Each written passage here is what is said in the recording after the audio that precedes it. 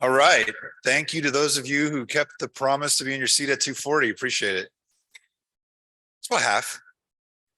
It's better than previous breaks. If you're just coming in, you can find your way to your seat, please. We'll be starting momentarily. Everyone's getting seconds of those pretzels and popcorn, I think.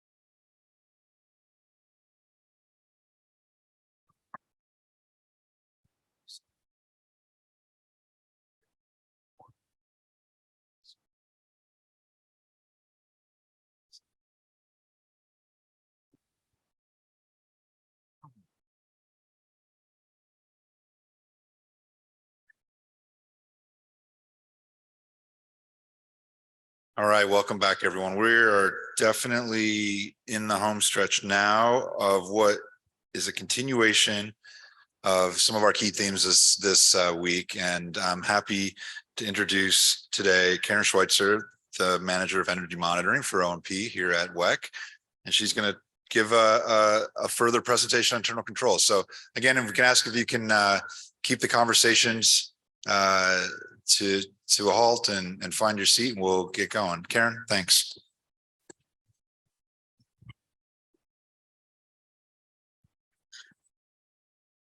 Thank you. Can you all hear me okay? Thank you. Okay, I'm Karen Schweitzer. I wanted to share that I've been to many of these events, 15 years on the compliance side, or compliance prior to joining WEC. First time on this side of the podium and first time sharing information. So hopefully it's valuable. Okay, so I am going to talk a bit about internal controls design, some considerations as you're developing your internal controls. And it's kind of nice to have this spot on the agenda because I've gotten to hear all the presentations over yesterday and today.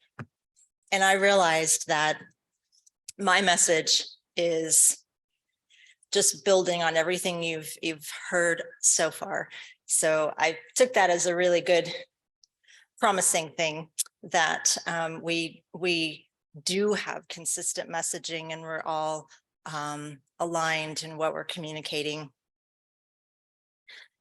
So some of the things that you'll hear me talk about have been touched on, but I'll be talking about them specifically in the context of control design.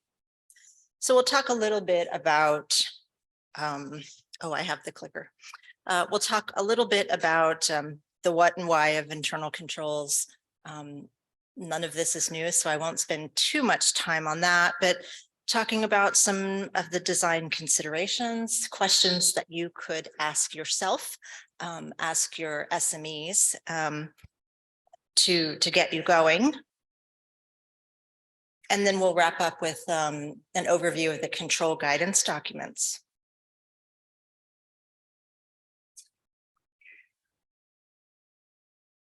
Okay, so as you're starting to think about what do I develop internal controls for?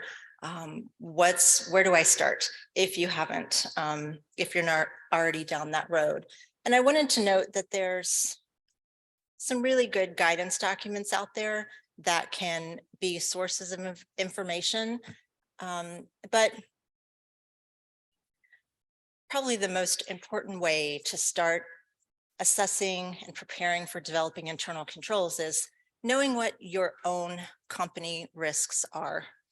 And so several ways that you can go about that. If you want, I think a great place to start is at the ERO. And what are the risks that the ERO is concerned about? What trends are they seeing? That also helps you, maybe glean some information about what WEC or your other regional entity is also concerned about and what they'll be looking at. So the ERO annual reliability risk priorities reports, the annual CMEP implementation guides, as well as WEC's reliability risk priorities. That gets you the information that's honing in on the risks within the Western interconnection. But another way to approach knowing your particular risks is thinking about what keeps you up at night. Talking to your SMEs, what's keeping your SMEs up at night? What's keeping the managers of your operations or engineering departments up at night?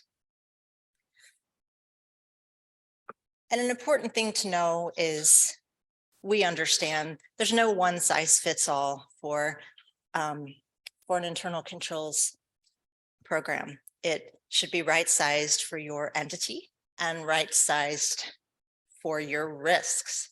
So I have some points that I think if you approach looking at your own organization this way could be helpful.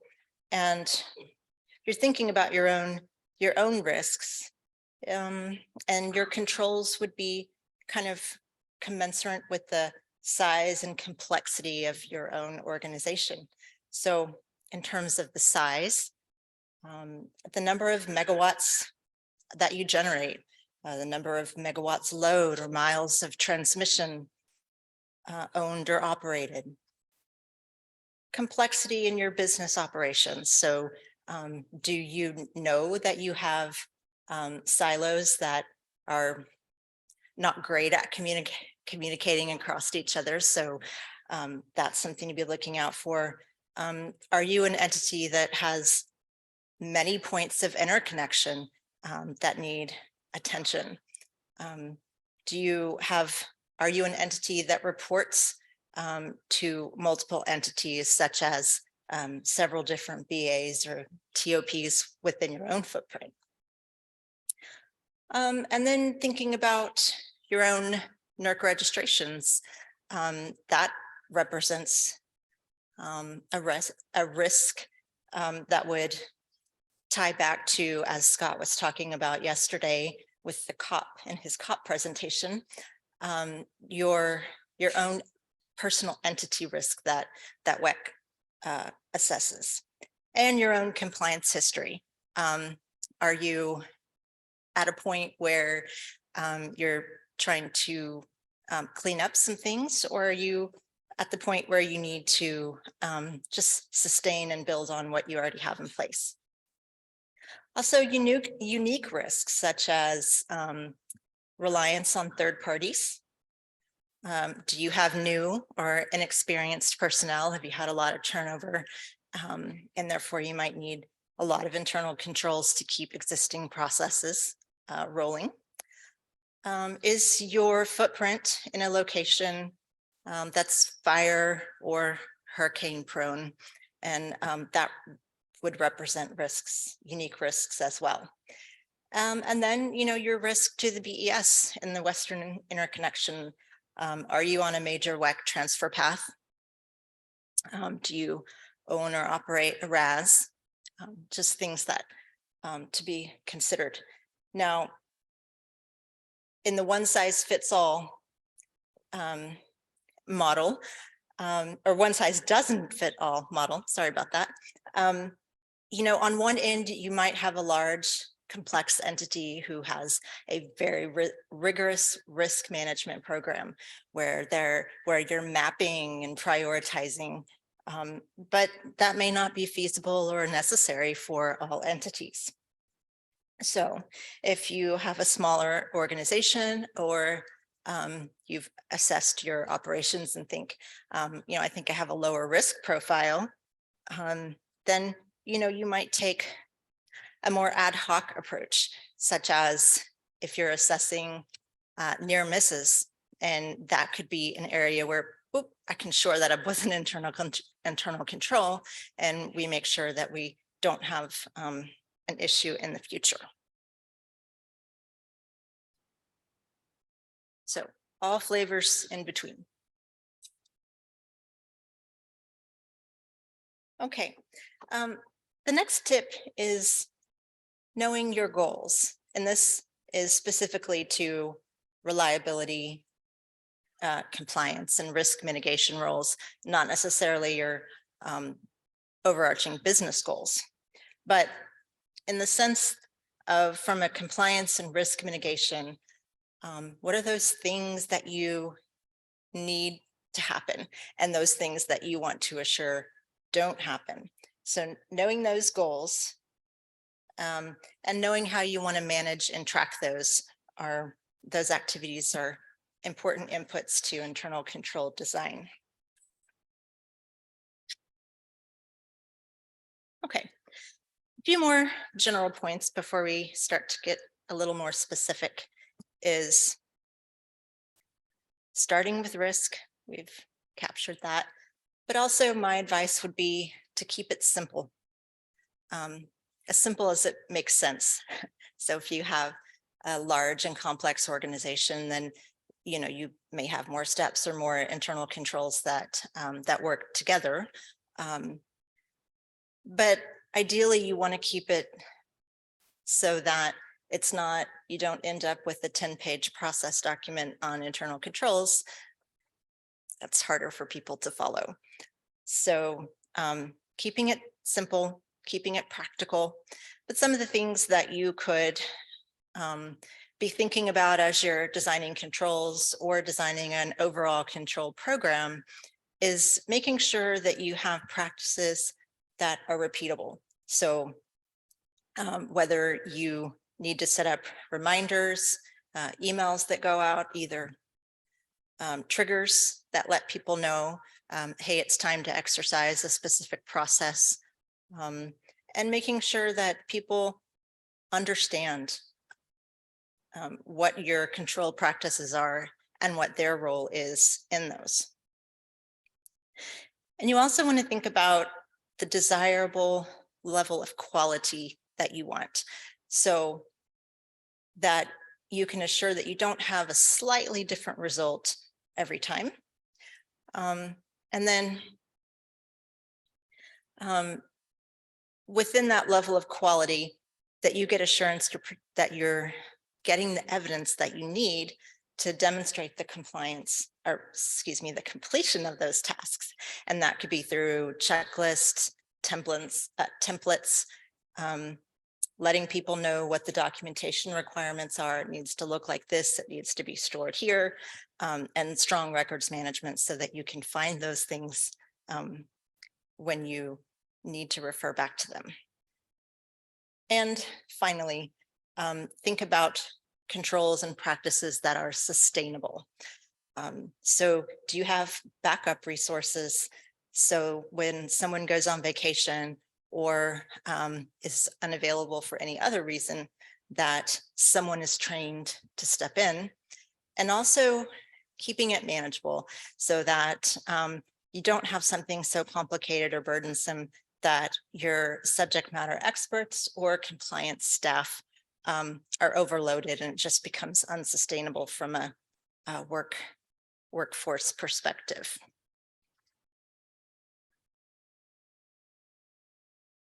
Okay, so these are categories and terms that shouldn't be new, but I wanted to touch on them because I think it helps to, or I hope it will help to show that from the WEC perspective, we're not necessarily expecting something complicated. So the basics, the things that we've kind of known for years, we're thinking about people, processes, and tools, preventing, putting in things in place that prevent, detect, and correct. And then we've got some others. And each of these I'll go into a little bit more detail. But when you're thinking about people, being very clear about the roles and responsibilities for process, that annual reviews of the processes themselves, do they contain step-by-step instructions? And the tools. And tools can be anything from email systems to spreadsheets to software programs that have either automated or manual features. task management systems, records management tools, database repositories, flowcharts. You can go from simple to complex, and meet your needs and mitigate your risk. And then around prevent, detect, and correct. So in the preventional realm, regular reviews of evidence to be sure that it's being generated timely, it's being stored in the right places, people are doing what they need to be doing. Task reminders goes in there, and then internal reporting. So at the compliance department level, or even maybe at the executive level, if they want to see reporting on, how are we doing month over month or quarter over quarter with compliance, doing that kind of reporting is a control that you have to exercise to know the results. For detection, just think about how will you identify anomalies. If something doesn't go right, are you going to find it, and how quickly are you going to find it? And an example of detective, in addition to review of evidence and things, would be walk downs. And I'll get a little bit more in detail on that in a moment. And then correct. So this is, what kind of process changes do you need? What lessons have you learned that makes you want to make updates to a process or add a new process? And then how are you training the folks? And I thought it was a really great discussion we just had on root cause analysis, because that's a great corrective tool, getting down to what really caused the issue, so we can address it, make those process changes, do that training, and get back on track.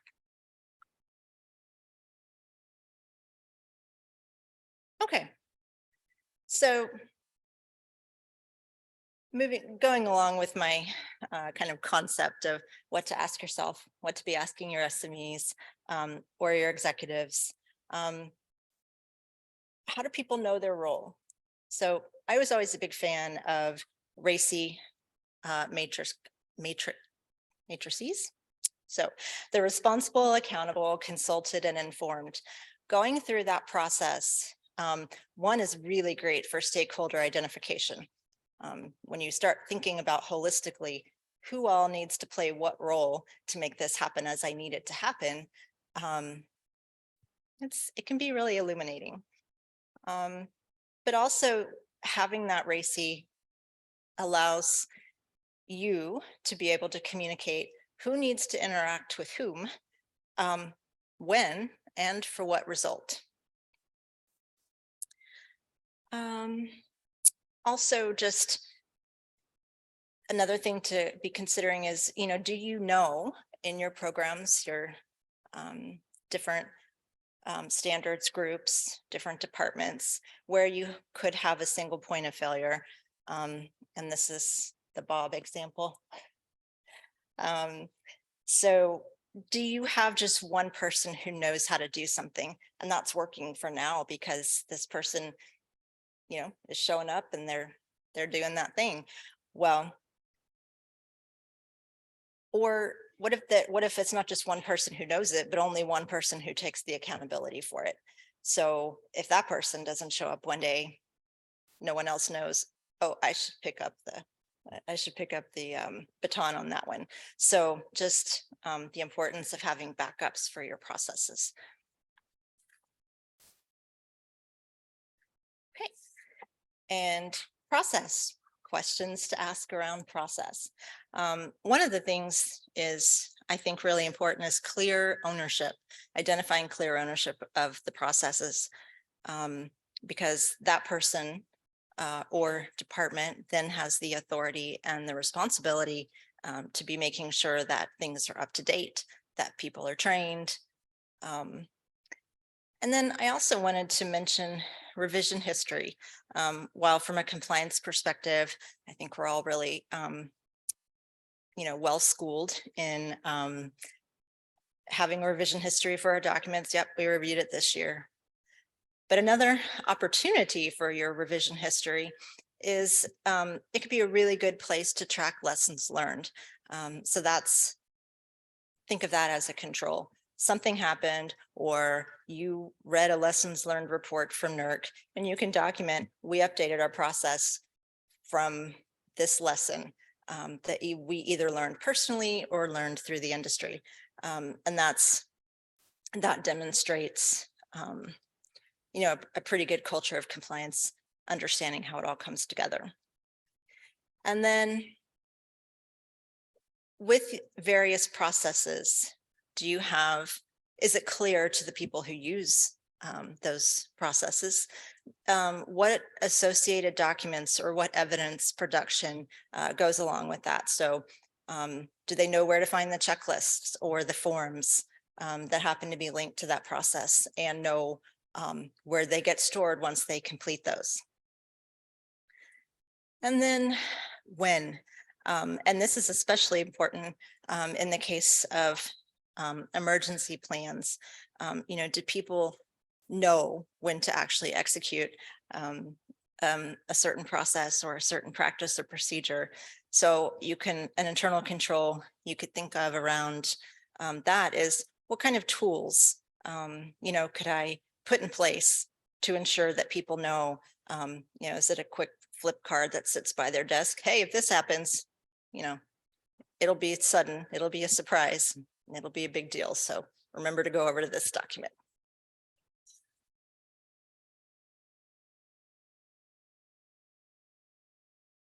Okay, and then the topic of tools.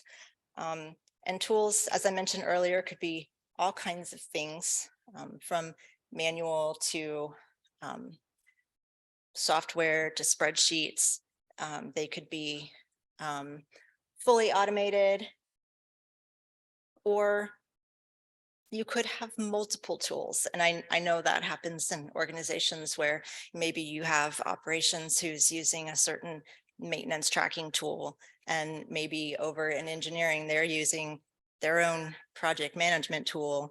And, maybe in compliance, you're trying to pull it all together. So not that that's a problem in itself, just understanding that you have that complexity, and that there's risks for, data reentry, misentry, data integrity if you have different systems that have slightly different information. So just think about how you could minimize that risk, especially if you have no control over what systems other departments are using.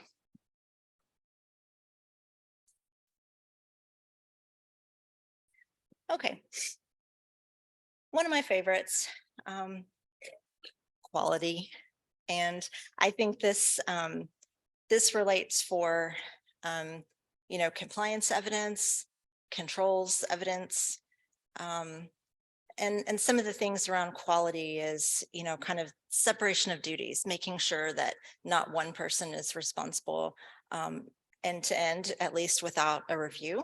So, controls you could put into place are, perhaps peer reviews, or supervisor or management sign off required, kind of cautioning not to get too unruly in that process where it becomes very difficult to manage, but yet still getting a second set of eyes. Another part of quality is, taking the time to do some QA, QC, some quality assurance and quality checks. So is the evidence that you're hoping will be produced, is that actually being produced? Take a look at it. Are people filling it out the way that you anticipated?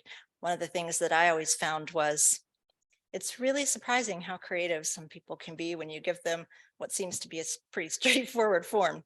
So taking a look at it, and see if it's meeting the needs and the intent, and are you getting the desired outcome?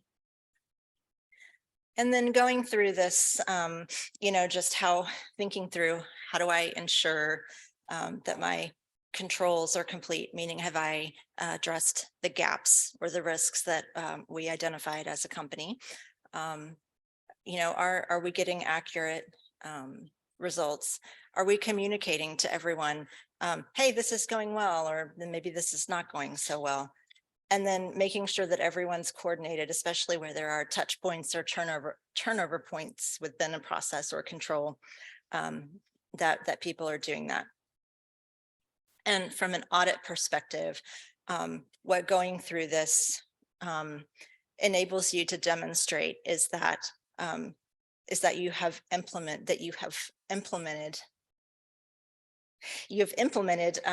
your program or your controls well. And that is part of what we're looking at: design, implementation, and then the ongoing monitoring and effectiveness.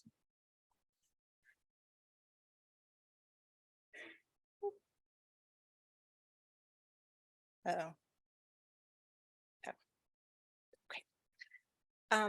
So I'm going to hit again on change management. That was a big topic a little earlier, but some ways that I wanted to specifically talk about it for internal controls and addressing risk is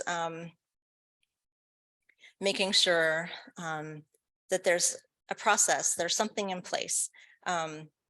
So as the compliance group or as subject matter experts, how do you become aware that there's a change? Is there some established system so that, IT is not making a change that you're unaware of, or on the operations side, someone in project management is undertaking what seems to be a small project, but could in reality have some compliance implications. So thinking on the bigger projects, those things probably are accounted for, but the particular risk areas that I think of can be those smaller projects where there is no robust checklist. And so, think about how can you put something in place where it's just second nature to consult compliance before making changes. Also, emergency situations where, folks could be reacting or could be in a reactive state, and which could lead to just taking quick action without necessarily communicating. But what you want to have in place is good training and good controls in place where people can pause for just a moment and think, oh, there's a change management process for that. Let me just flip through it.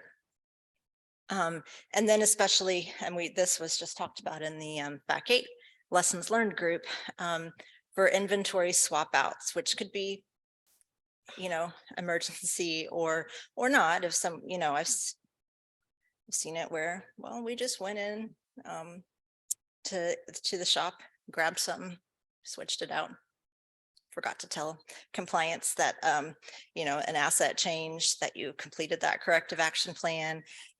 So you just want to have visibility to everyone that changes can have some pretty big effects. And then one of the controls around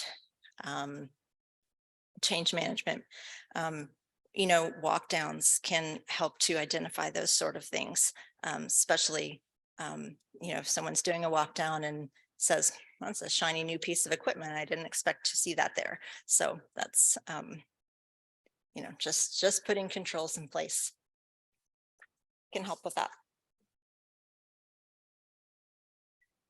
Okay. Now this is just, I don't know, a handy dandy graphic. I think it really discusses everything that that I just spent the last few minutes talking about. But I think it's helpful in that, you can kind of match up in this table and say, oh, well, do I have preventative and people covered? Well, kind of look in that quadrant and you're like, yep, I got training. Yep, I'm doing good. And then you're thinking, okay, do I have something corrective around technology? Yep, I'm doing patching. I'm good. So this could be a useful tool. So I just wanted to throw that in there. And I give all credit to Molly Elliott.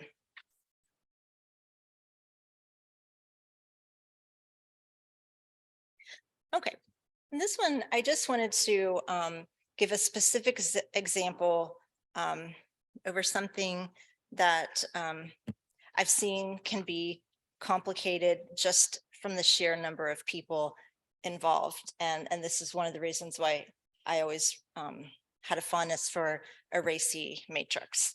And that is for just ensuring that maintenance is performed on schedule. You have people who have a stake in this happening and to this happening on time, but there's different roles. And it can be, you could quickly find yourself in a self-report situation if someone doesn't understand their role. And I say that because I've been there. So let's say in your responsible category, you've got your maintenance crew. Clearly, they're the folks that are going out there and performing the maintenance. So, and they know they have a date to do it by because someone's communicated that to them, scheduling department or, someone at the site or the compliance department. But who's really accountable? Is the maintenance crew know necessarily how critical it is that maintenance be completed no later than a certain date? And so I think in that instance, you can say, okay, local area supervisor, you actually have the accountability for making sure that this gets done at your site on time and with the quality that you need it to be done so that you can prove compliance. And then who's consulted? I think it's great to always consult the compliance department, especially when there are questions. Like one I received once was, oh, well, our battery testing equipment, well, actually, we didn't receive this until after it already happened, but our battery testing equipment is broken and another site can send it, but it's going to be a week late. Is that okay? Well, unfortunately, the compliance department didn't find out until after it had already happened and it was already late. But they didn't think that they needed to consult the compliance department. So we could have helped out. And then informed. So another control is if you know that the regional manager or maybe even the regional VP has to be informed. Part of your control process is that they're informed prior to the due date that activities have been completed on time. That helps you wrap it all up.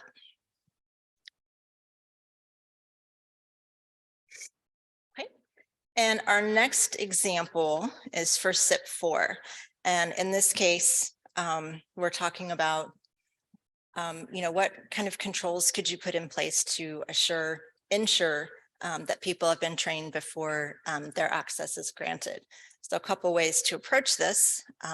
You could have an automated workflow where you've got software, software in place that has all these training dates scheduled in and it's kind of spitting out reminders. Or if you have a manual workflow, but I think whether or not you have automated or manual, a good control could be to include a separation of duties for checks. So if you have one person who's actually doing the provisioning, you have another person who is verifying the training records and says, yep, it's good to provision, good to go.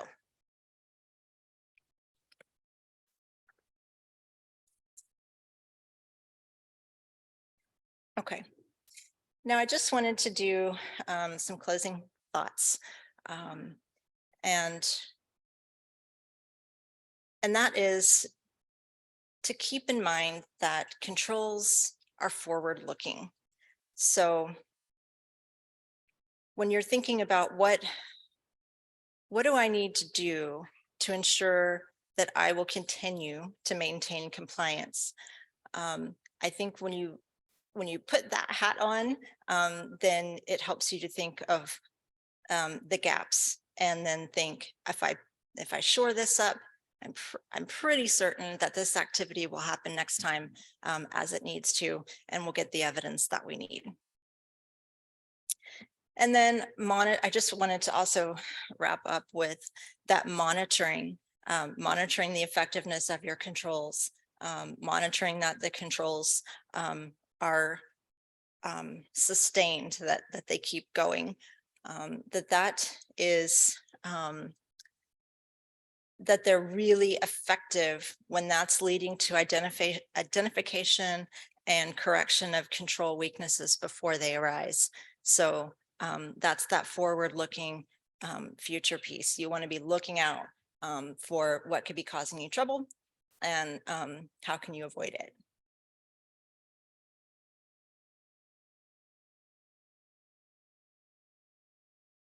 Okay. The next, I'm going to do a bit of a segue, but to an area that could be another source of information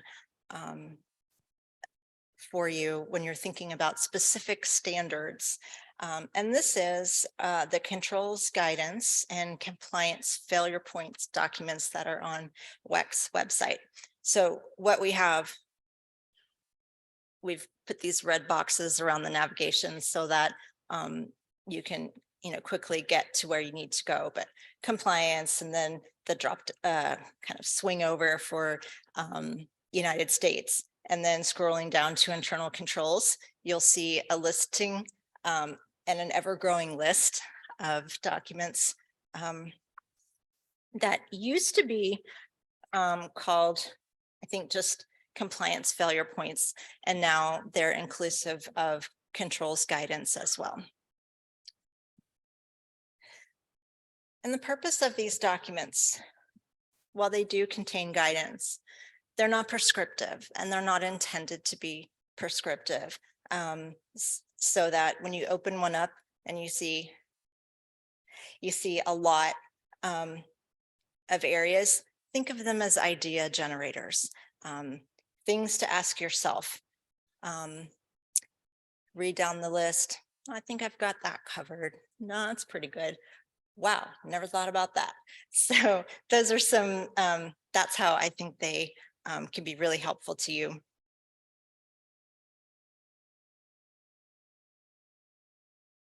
And I wanted to briefly cover the terminology that you see within these documents now. So control objectives. So those are there to identify a specific risk. And then control, well, I should have backed up. Starting at the risk category, that's the overarching, and that links back to NERC's risk categories that we work within that framework. And then your objective is to address a specific risk within that risk category. And then you have the control activities, which those are the things that you do to mitigate or avoid a specific risk. And I wanted to use the EOP4 guidance document as a quick example to go through. So within this document, there are several control objectives for the purpose of what we're talking about right now. I just picked out preparing personnel to recognize and report events, and submit an appropriate report in response to a reportable event. So that's the control objective. Similar to as we discussed earlier yesterday, the control objectives are identified within your ICD-CT. So within the context of control objective 1, preparing personnel to recognize and report events, a control activity could be to clearly identify all the organizations that you would have to report to. Another control activity would be ensuring that all relevant SMEs understand their roles and responsibilities. So keeping it simple, but avoiding risk of these things not happening. And for the second control objective, submitting appropriate report in response to a reportable event, a control activity is being able to recognize a reportable event, that all of your SMEs, the folks out in the field, in the office, that they understand. I think I just saw a reportable event. Or if you're not sure, call the compliance department. And another control activity, submitting event reports, actually submitting those event reports to the identified organizations within the required timeframes.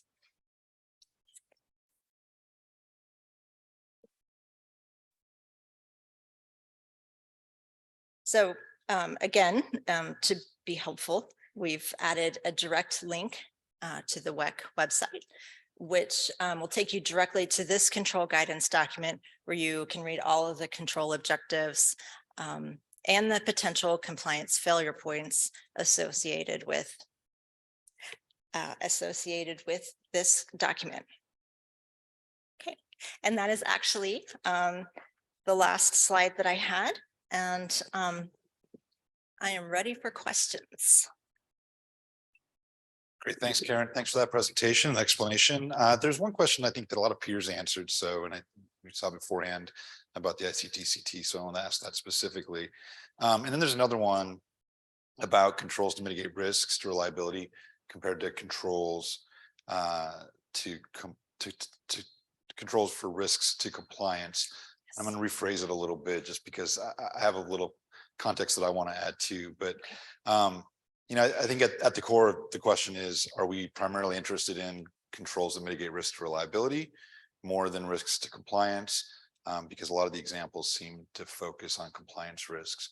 And I think if I were to take it back to kind of a higher level, I would say that reliability standards in general are put in place to address specific risks to the bulk power system. The purpose of each of them is to address some risk. And so what you've heard me say throughout the last couple of days is a really big why of the reliability and security oversight mission at WEC is to understand how well you mitigate risks to reliability and security, not just to find non-compliance. That's not the purpose of finding non-compliance is not the why of what we do. It's certainly a possible outcome of what we do. So we care about understanding how well you mitigate risks to reliability. And part of that is ensuring and seeing how well you've operationalized your compliance programs to address what's required in the reliability standards. And so you see a lot of that in the conversation that we just saw about facility ratings and the importance of linking that all together and how they all connect. But yeah, so I understand there's the nuance between just risks to reliability and then kind of the additional layer of compliance risk and controls. So yeah, I see it as a package deal.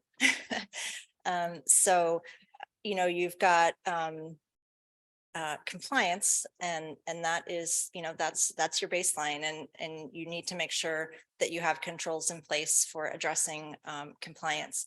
And in a lot of cases, I think there's going to be some overlap. There's going to be some crossover into you're also addressing risk. And I think, but if you are thinking about internal controls in terms of risk, if you think to the purpose of the standard, the requirement might not necessarily dictate that you do X, Y, or Z. But if you're thinking about the purpose of the standard, then that helps you make a little bit more of a contextual decision towards what other risks do I have that might not be strictly compliance that I know I can address for reliability. great. And I think that's all that we have for questions, but it's coming right up to the end of the time as well. So Karen, thanks so much. If you can join me in thanking Karen.